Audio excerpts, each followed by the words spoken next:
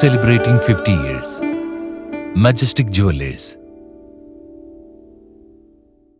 ഭാരതപ്പുഴയിൽ ചമ്രവട്ടം ഭാഗത്ത് മത്സ്യം പിടിക്കുന്നതിനിടെ ഒഴുക്കിൽപ്പെട്ട് കാണാതായ യുവാവിന്റെ മൃതദേഹം കണ്ടെത്തി. വളാഞ്ചേരി കാട്ടിപ്പരുത്തി മുള്ളമട സ്വദേശി കട്ടുലുങ്ങൽ അബ്ബാസിന്റെ മൃതദേഹമാണ് വാക്കാടിനും കൂട്ടായിക്കും ഇടയിൽ കടലിൽ നിന്നും കണ്ടെത്തിയത്. കൂട്ടായി വാദിസലാമിലെ വള്ളത്തിലെ മത്സ്യത്തൊഴിലാളികളാണ് മൃതദേഹം കരക്കെത്തിച്ചത്. കഴിഞ്ഞ ദിവസം രാവിലെയാണ് ഭാരതപ്പുഴയിൽ ചമ്രവട്ടം പാലത്തിനു സമീപം മീൻ പിടിക്കുന്നതിനിടയിൽ 2 യുവാക്കൾ ഒഴുക്കിൽപ്പെട്ടത്. വളാഞ്ചേരി കാട്ടിപ്പരുത്തി സ്വദേശികളായ സാബിർ 33 വയസ്സ്, അബ്ബാസ് 32 വയസ്സ് എന്നിവരാണ് ഒഴുക്കിൽപ്പെട്ടത്. സാബിറിനെ മത്സ്യത്തൊഴിലാളികൾ രക്ഷപ്പെടുത്തി. രക്ഷപ്പെടാൻ സാധിക്കാതിരുന്ന അബ്ബാസ് ഒഴുക്കിൽപ്പെടുകയായിരുന്നു. ഫയർഫോഴ്സും പോലീസും നാട്ടുകാരും ചേർന്ന് തിരച്ചിൽ ഊർജിതമായി നടത്തിക്കൊണ്ടിരിക്കുന്നതിനിടയിലാണ് രാവിലെ മൃതദേഹം കൂട്ടായി മേഖലയിൽ കടലിൽ ഒഴുകി നടക്കുന്ന നിലയിൽ കണ്ടെത്തിയത്.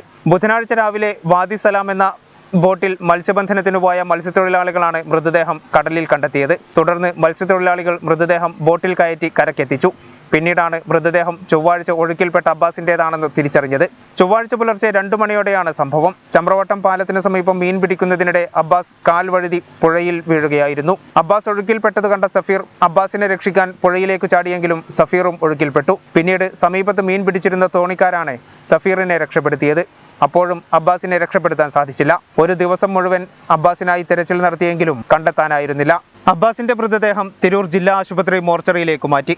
കോവിഡ് പരിശോധനയ്ക്ക് ശേഷം പോസ്റ്റ്മോർട്ടം നടപടികൾ പൂർത്തീകരിച്ച് മൃതദേഹം ബന്ധുക്കൾക്ക് വിട്ടു നൽകും. ജസീനയാണ് അബ്ബാസിന്റെ ഭാര്യ. ആയിഷ അംന, മുഹമ്മദ് അദ്നാൻ, ആയിഷ അഫ്ര എന്നിവർ മക്കളാണ്.